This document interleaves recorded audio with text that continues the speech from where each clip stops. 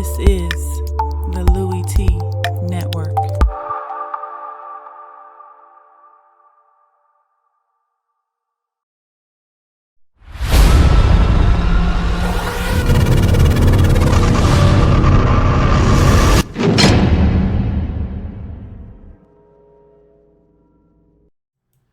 Who else could it be but me, your man, Louie Tee?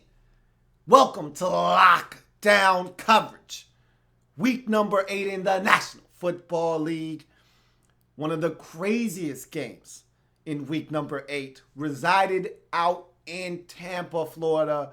The Oakland Raiders taking on the Tampa Bay Buccaneers. Buccaneers looking to get over 500 on the season. Huge Thursday night football matchup, potentially with first place on the line if the Bucs took care of business and the Falcons had another slip up over in Atlanta versus the Packers. So no matter what, you win this game and you got a shot at first place if you're the Bucs.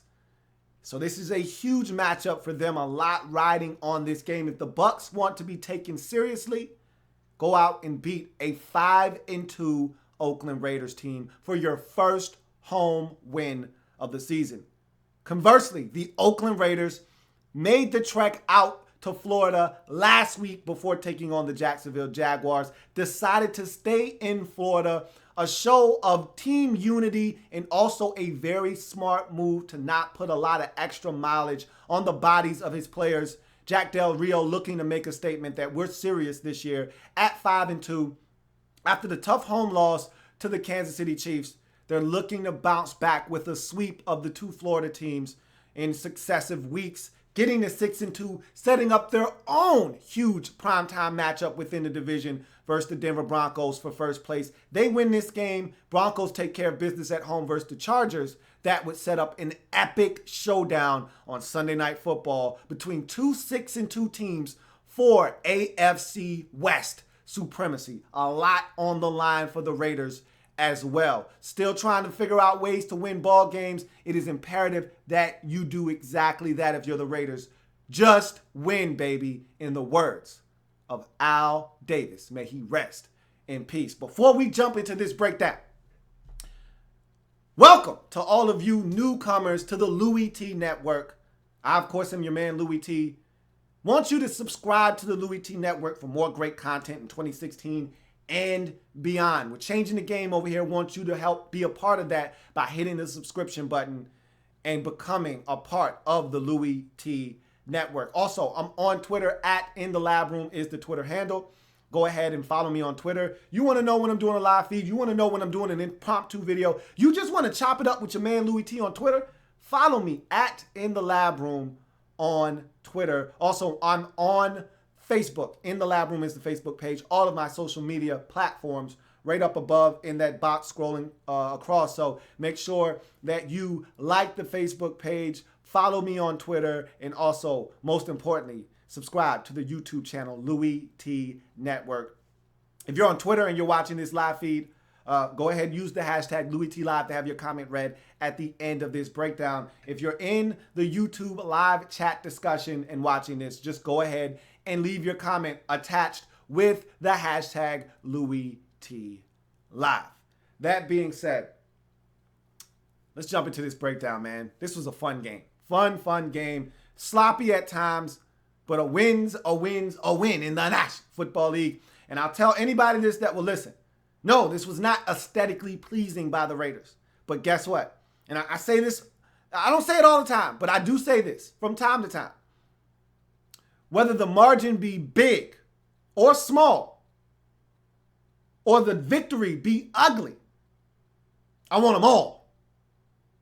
Big or small margin, ugly win, I don't give a damn, I want them all. Big or small, I want them all. I'll sort all that stuff out later. I'll let you sort it out, matter of fact. I don't give a damn if I had 23 penalties for 200 yards, set an NFL record. I don't give a damn. Just make sure you give me that dub at the end. And that's what they did. Don't have to be pretty. Just got to be gritty and a W. And it was. Likes, dislikes, banana in the tailpipe for this game. Raiders at Bucs. We start with the likes in the first half, and we start with the road team as we customarily do, that being the Oakland Raiders. First half likes. Raiders didn't do much right in the first half of this game. A lot of penalties, derailing drives, a lot of mistakes made. 68-yard pickup by Jameis Olawale out of the backfield on a wheel/rail route up the sideline. Carr sniffs it out beautifully. No one goes with Olawale out of the backfield. Carr hits him in stride. 68 yards later, he's down to the 3-yard line. The Raiders would have to settle for a field goal. That was the story of the Raiders early in this ball game. Mistakes. They get down to the 3-yard line and they have a penalty that pushes them back. Crabtree pass interference, OPI in the end zone. Takes them from the 3-yard line back to the 13. They have to settle for a field goal, but it did get them some points. It did break up the momentum that the Buccaneers had built. It was 10-0 at the time of this 68-yard completion and field goal resulting from that big play down to the 3. So they just needed to break up what the Buccaneers were building from a momentum standpoint. And they did that with that field goal as they get on the scoreboard. That was the only light from the first half of the Raiders as they struggled. And we've seen these slow starts. If there's one bugaboo with this Raiders football team right now, it's the slow start to ball games. They just can't seem to get out of their way in the first half. They're a much better second half and overtime team than they are a first half team. If they can just put together a full 60-minute game, this is a dangerous football team. But if they play well in the first half, then they don't play well in the second half. If they don't play well in the first half, which has been the case for much of the season for the Raiders, they're coming out like game busters in the second half. You better believe it. And this was one of those games where they flipped the switch in the second half, but the first half did not have a lot of good things from this Raiders football team. First half likes for the Buccaneers. It's the sack forced fumble by Noah Spence. They end up getting a touchdown to Shepard. Another solid week put together by Shepard as he gets in the end zone. Beautiful catch on a highly contested football in the end zone, giving the Bucs a 10-0 lead. And if you're the Buccaneers, this is the perfect start to the game. You're up 10-0. You got a lead. You haven't won at home all season long. This is the way you want to start the game. Build yourself a little bit of a lead. Give yourself a little bit of a cushion and build some momentum. Get the fans involved. This is the way to start the game. Problem was they did not sustain it throughout the game. And so that lead would be squandered early in the second half. They didn't do much else right. Really, the Raiders self-destructed in the first half. It wasn't because of Buccaneers defensive plays other than that Noah Spence forced fumble. For the most part, it was the Raiders crippling themselves. And so that's the only light for the Buccaneers in the first half of this game. You go to the dislikes in the first half. We go back to the Raiders. Jack Del Rio, what the hell are you thinking challenging that football play there, bro? It's an easy catch to see. Receiver catches the football. He's nowhere near the out of bounds marker. Then he turns up the field and runs, picks up another 30 yards. The officials already correctly said, hey, he stepped out at the 16-yard line. We got this. The hell are you challenging, man? Did you just challenge just to challenge? This isn't basketball. You're not calling a timeout just to give your players some win. The hell are you doing? Doesn't make any sense. I didn't know what the hell Jack was looking to accomplish there. Easy completion to see. Got 2 feet in, clearly. Runs up the sidelines. He does step out of bounds, but the officials already made the correct ruling on the field. You didn't need to challenge. What in the hell were you challenging anyway? I don't know. I don't even care. Derek Carr with the fumble. It happens.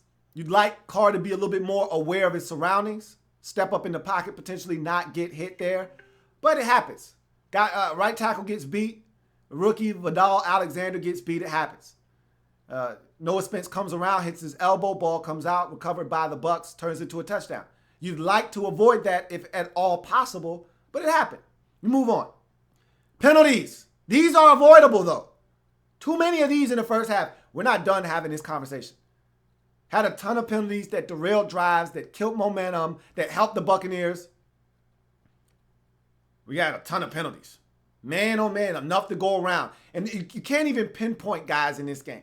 You can't even say, hey, this was a costly penalty. There were so many to go around. Everybody got involved.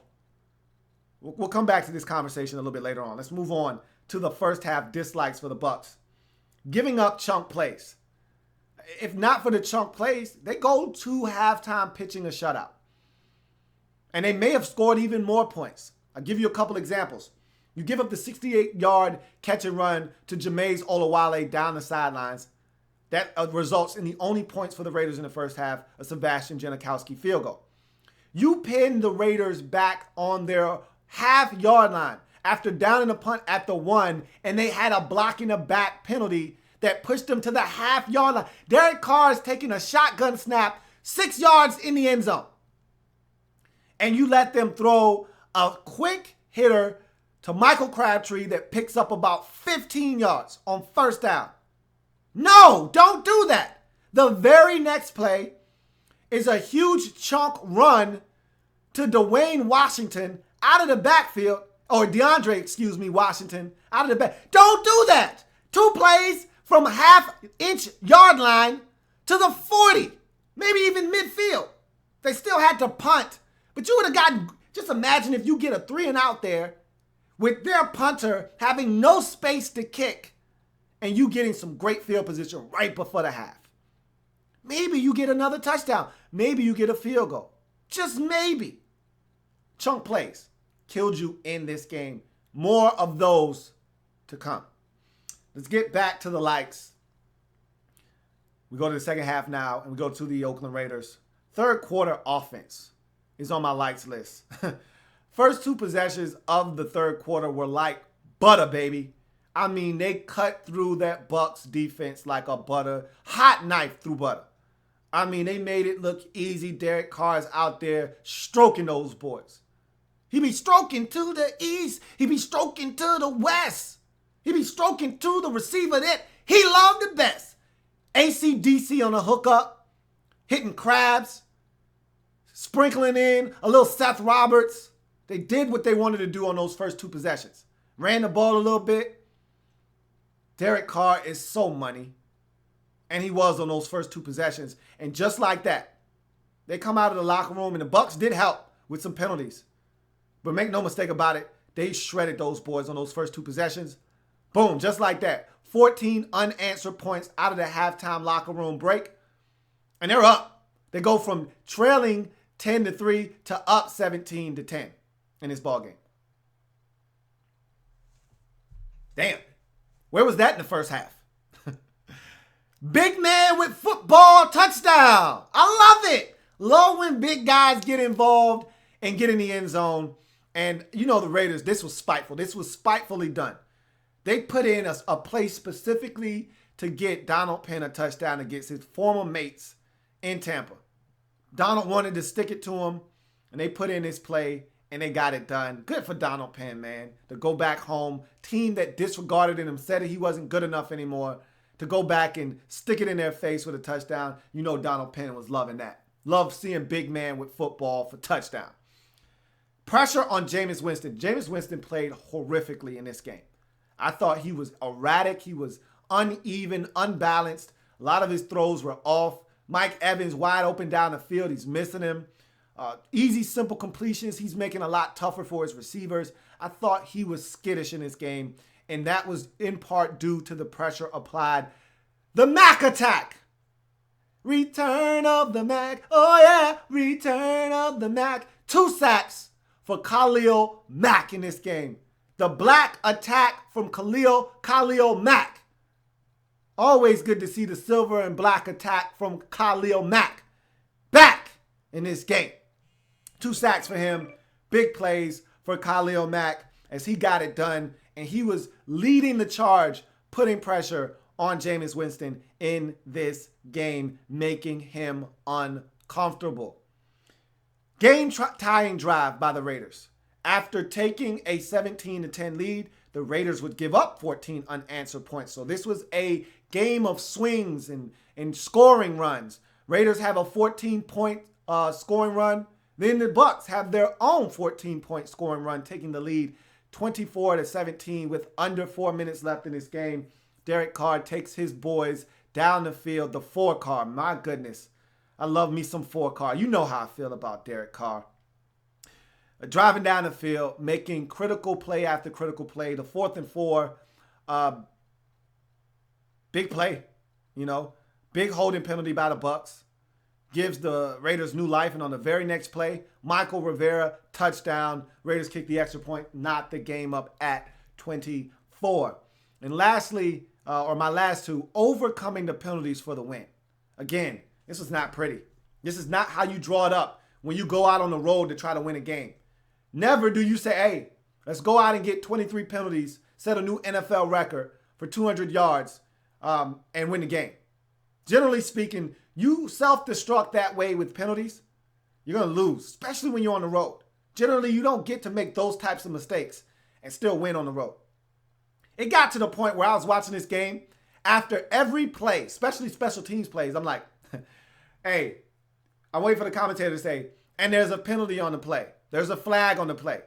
I was waiting. I'm saying it in my head, and as I say it, and there's a flag on the play, and I'm thinking, and I know who it's on. It's on the Raiders. Just tell me who the number is and what his offense is. It was ridiculous. It was out of hand in this game. But still, despite all the mistakes, despite all the penalties, you still found a way to win. And that's what it's about in this league. And that's how you know this Raiders football team is coming of age right before our very eyes. They're finding ways. This Raiders team used to find ways to lose. That's what the bad teams in the league do. When you start finding ways to win, you quit the excuses. Hell, you could have made an excuse. We had 23 penalties. We deserve to lose. Nobody's trying to hear any excuses. You find ways to win in this league. Either you do or you don't. The good teams do, the bad teams don't. Find a way to get it done. Nobody wants to hear excuses. There were plenty of excuses to be made in this game. Raiders didn't make any. They just found a way to win. Overcoming the mistakes and winning on the road. 5-0 on the road. Do you know how hard it is to win in this league on the road? The Raiders have done it 5 times without a loss. That's impressive. First time since 1977, the Raiders have done this. These boys are playing some football, man. Say what you want. These boys are playing some football. The 4 car is the last like on my list. My goodness. 513 yards. 4 touchdowns for the 4 car. Was there any doubt in your mind, down 24-17 with under 4 minutes to go in the game, that the 4 car wasn't going to bring you back? There wasn't a doubt in my mind. Hell, if Amari Cooper doesn't drop the deep ball, this game is over on the first possession of overtime. The 4 car is money. I told you this 3 weeks ago. I told you my favorite quarterback in the league to watch right now is the 4 car. The best young QB in the league is not even close. Everybody was ready to pass the torch off to Andrew Luck. Here you go. You're the new bearer and carrier of this torch of the quarterback position. No more Peyton Manning. Tom Brady's going to be done soon. So is Ben Roethlisberger. So is Drew Brees. Here, Aaron Rodgers is going to be left, but he's getting up there. Here, it's yours, Andrew Luck. Derek Carr says, what are you doing? Give me that damn torch. That's mine. I'm the guy. Nobody, and I mean nobody, drives the car like the 4 car. Hell of a drive to take your team down the field when they need. Who's doing it better than him at the end of the game? Maybe Matthew Stafford. Maybe that's it. But at the end of the game, you're not going to find many more guys stroking it like the 4 car. Lapping folks. Buccaneers, second half likes. Response after a 17-point streak for the Raiders. 17 unanswered dating back to the first half. Raiders got the final 3 of the first half. Come out blazing with 14 straight. 17 unanswered points. The Bucs were reeling. This game could have gotten away from them. Instead, they put on their big boy pants, strapped up their boots, and went out and scored 14 unanswered of their own to take a 24-17 lead with less than 4 minutes to go in the game. You'd like to think that you should be able to get a stop late in the ball game to preserve the win. They weren't able to do that. They had opportunities. We're going to talk about that. But this is about their likes, and that was a definite like. Down 7, reeling, They go and get a touchdown. Their extra point is missed by their kicker, who has been suspect all year. They shrug it off and go get another touchdown and then convert the 2-point conversion to get those points back to give them the 24-17 lead. So definitely a like for the Raiders in this game. Let's go to the dislikes in the second half. We go back to the Raiders here. TJ Carey with a missed tackle on Humphreys leads to a touchdown to Cameron Brate. So you've got these guys stymied, okay? They haven't done anything of note. And they were moving the football on this particular drive, but they weren't quite there yet to the point where you feel like you're giving up a touchdown. Even if he makes this tackle, and I'm referring to TJ Carey, even if he makes this tackle, right when this catch is made, they're still on the outskirts, and their kicker's struggling right now. They don't want to put him on the field for a 50-plus yard field goal. Hell, in the 40s is dicey for this kid.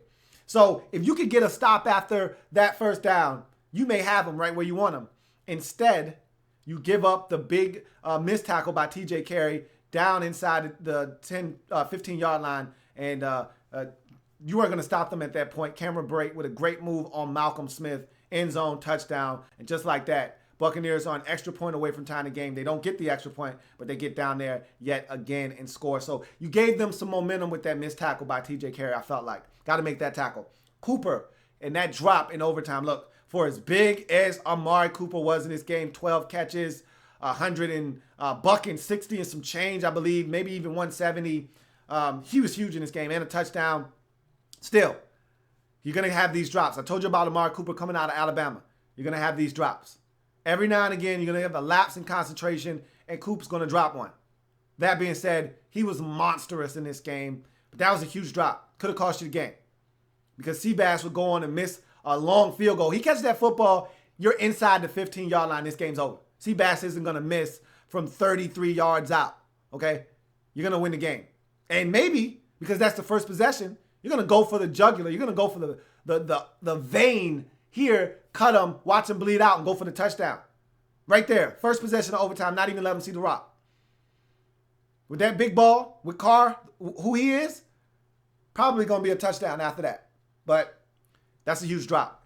That's Amari Cooper. You're going to have to live with those.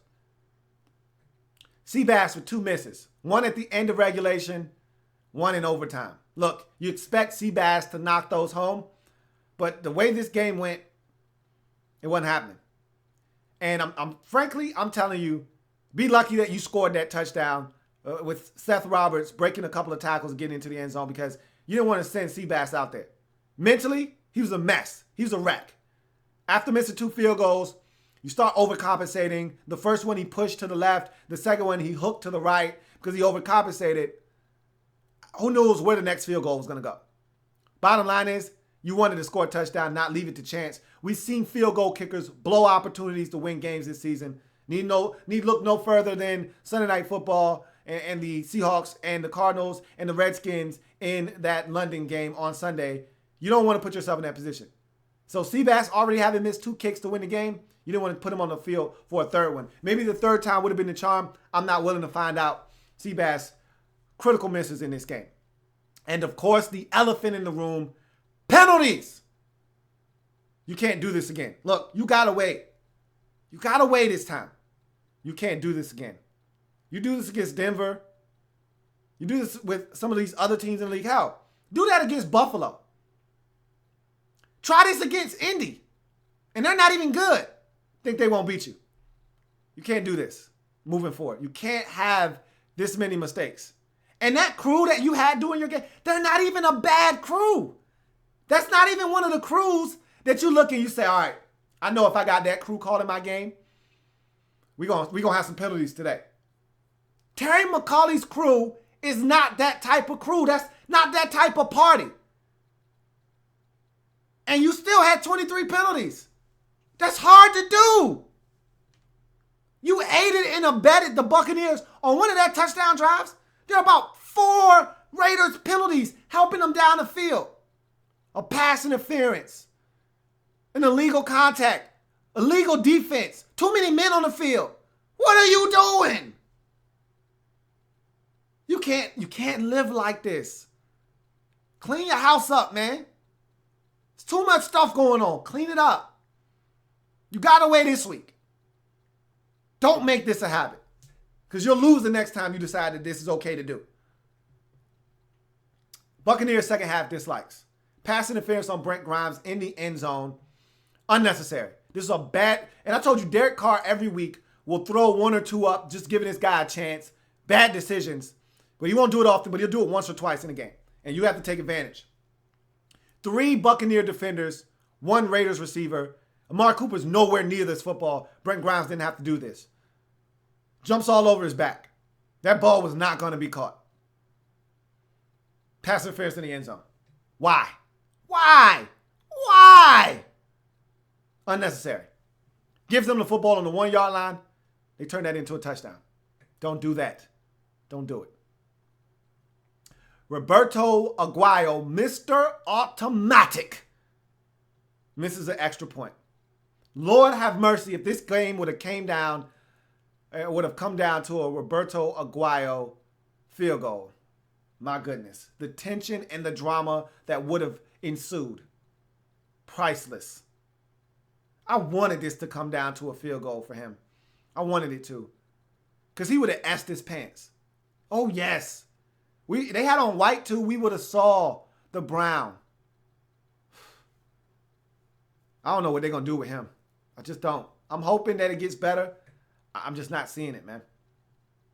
Mike Evans missed for a touchdown. Had 3 steps on the closest defender. Old man safety Reggie Nelson in coverage one-on-one with their stud. Are you kidding me? He had 3 steps on Reggie Nelson. Wasn't even close. Jameis Winston missed him by about 2 yards. Winston was off. He was off and awful in this game. Holding on a 4th and 2. This was the game right here. Barima with a penalty that you just can't have. You can't have that. Game's over. 4th and 2. He wasn't going to be looking for Seth Roberts there. He was looking for the guy that's bailed him out 9 times out of 10 this season on 4th down, Michael Crabtree. And that's where he went, and he wasn't even close. He didn't even have Crabtree. He just threw that ball out of the back of the end zone. You bailed him out. Much like the Saints game where he had nothing on 4th down, you bailed him out. Game was over. You won. 2-hand grab. Why? Why? Why? Don't do that. Unnecessary. Cost your team the game. Hope you're happy. Squandering opportunities is my last dislike. I thought Jameis Winston was horrible in this game. I thought they squandered a lot of offensive opportunities after Seabass missed that first field goal in overtime. You get the football 1st and 10 from the 42-yard line. All you need is 2 first downs and you're in field goal range. Now, I don't know if your kicker is going to make it or not, but I'd love the opportunity to see him get a chance. Instead, you go 3 and out. Unbelievable. Jameis Winston's got Mike Evans streaking down the field, wide open. You missed him. Missed opportunities. You got them at their own half-inch line, and you let them get 2 plays, 45 yards in 2 plays. Missed opportunity to force them to punt, backed up to give you great field position. This is a game of missed opportunities. 4th and 2, the game's over. Game's over. Holding penalty. Blatant hold. What are you doing? Missed opportunities. The Raiders gift-wrapped this game. They said 23 penalties for 200 yards. And those were the accepted ones. They probably had more like 30 penalties in this game. They gift-wrapped this game for you. In silver and black, it said, a token of our appreciation for letting us stay in Florida for a whole week. Here you go. And you said, no, you're too generous. You're too kind. We can't accept that from you. Same old Bucs. You wanted to believe, your fans wanted to believe that this season could be different. Same old Bucs. Same old Bucs. Don't know how to win. All right. Let's get to some of your comments. Let's check Twitter real quick just to make sure. Nope. No comments on Twitter. So let's get to your comments. First name, last name says, my man. What's going on, first name, last name? What's good with you? Luke the Duke 91 says, Big Louie. Carr equal MVP? You damn right. It's a two-man race right now between Derek Carr, in my mind, maybe three, but I don't think they're going to win enough games in San Diego for Phillip Rivers to get into this conversation. Even though I feel like he's doing more with less than anybody else. Doesn't matter. Right now, it's a two-man race between Matty Ice and Derek Carr. And I guess Brady is making a hard charge after missing 4 games. If his numbers are comparable to that of Matty Ice and Derek Carr at the end, I guess you could throw Brady in that conversation as well. But right now, to me, it's a two-man race between two of the hottest quarterbacks in the league, Matty Ice in Atlanta and Derek Carr right now. Because remember, Matt Ryan had one of these similar games, one of these 500-yard, 4 or 5 touchdown games when Julio Jones went off for 300 versus Carolina. So their numbers are really comparable right now.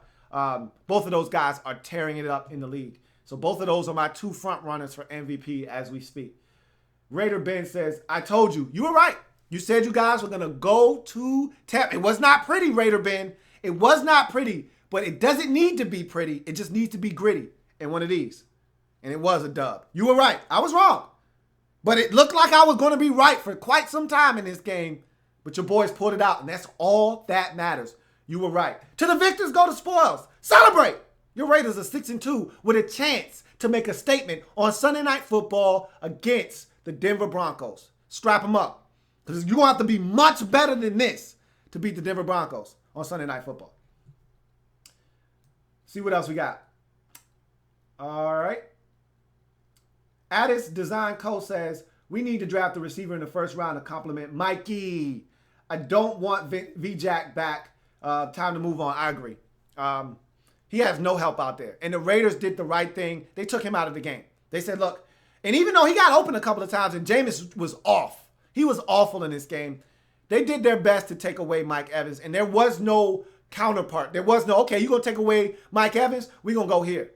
There is no other recourse. Either Mike Evans wins or you don't win. And on those late possessions in the fourth quarter and into overtime, you knew where Jameis Winston was going, and the Raiders knew too. And they were coming up. They were being aggressive. Amerson with a great play to punch it out on the third down. You couldn't buy one. Evans across the middle on a diving stab, couldn't bring it in. That was a Raiders got away with one. Nelson, their rookie, not Nelson, excuse me, their rookie, Carl Joseph, got away with one earlier in the game. He had a defenseless receiver penalty, and he lit Mike Evans up late in this ball game in overtime. Same thing. Hit to the back of the head, defenseless receiver with his helmet. He's going to get a fine for that. I can guarantee you that. He didn't get flagged in the game, but he will be fined for that. That should have been a 15-yard penalty and a first down for the Bucs. But they knew where you guys were going with the football, and they did the right thing. Take Mike Evans out of this game. He did not have an impact on this game.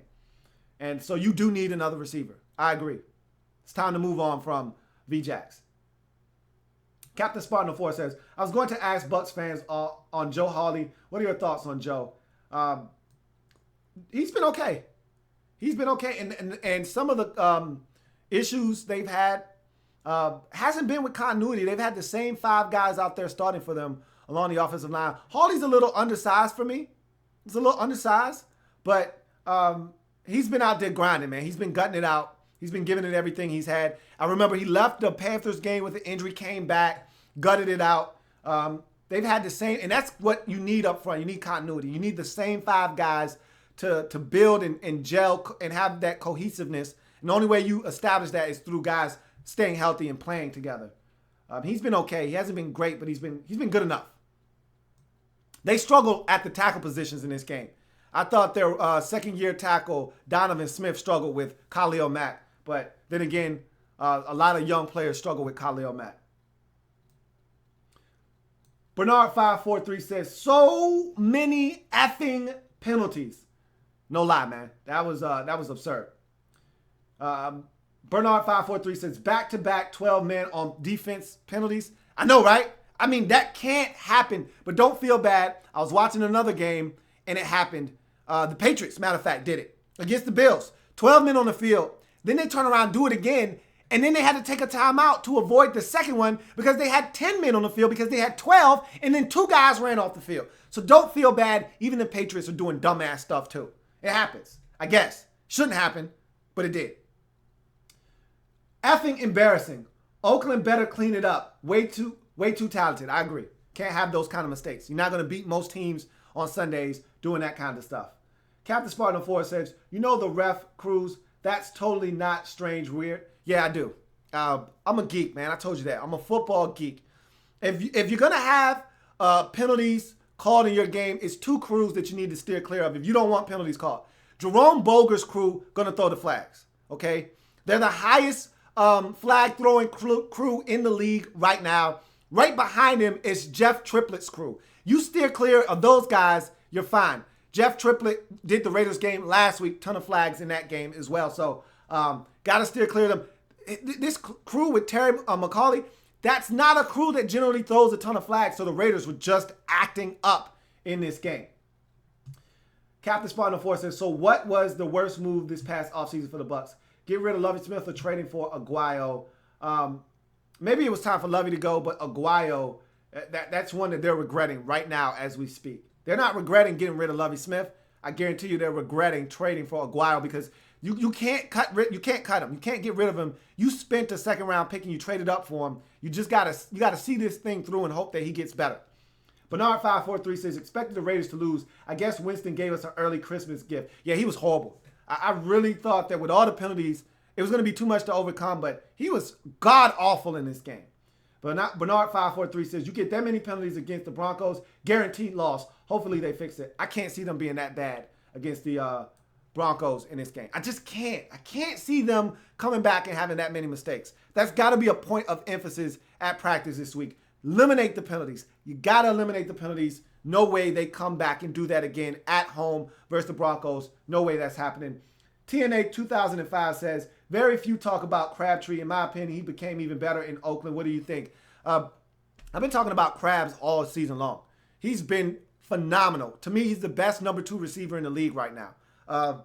You could argue Pierre Garçon is right there, but Pierre Garçon's numbers pale in comparison to what Crabtree is doing in Oakland right now. He's been a stud for them. And the beauty, and this is what Tampa Bay is missing right now. The beauty in Oakland is if you take, like the Jaguars did a week ago, you take Amari Cooper out of the game, and they did that with Jalen Ramsey last week, you still got to worry about Crabs on the other side. With the Buccaneers, you take Mike Evans out of the game, Mikey, you wipe him out, they got nothing for you on the other side of the field. And that's where these two teams differ right now. So I think Crabs is playing phenomenal. He's playing, to me, just as well as he played in San Francisco when they were making those championship runs. He was the catalyst for him. He's playing just as good as he did in San Francisco. I think he's getting the job done. So we'll see what happens. But in any event, it's going to do it for me here on Lockdown Coverage. Raiders get the win in ugly fashion again. I don't give a damn. In the words of the late, great Al Davis, just win, baby. Just win. Right now, the Raiders have a commitment to excellence. They're 6-2 with a huge Sunday Night Football matchup at home versus the Denver Broncos with first place on the line. Meanwhile, the Buccaneers could have had first place on the line in their huge Thursday Night Football family business showdown against the first place Falcons. Instead, now they're just looking to try to get back into the race on Thursday, looking for the season sweep for the second consecutive year versus the Atlanta Falcons. We'll see if they can bounce back with a win in the division. If it happens in the National Football League, whether big or small, we cover it all here on Lockdown Coverage. I'll see you guys a little bit later on. Remember, we're changing the game one live feed at a time.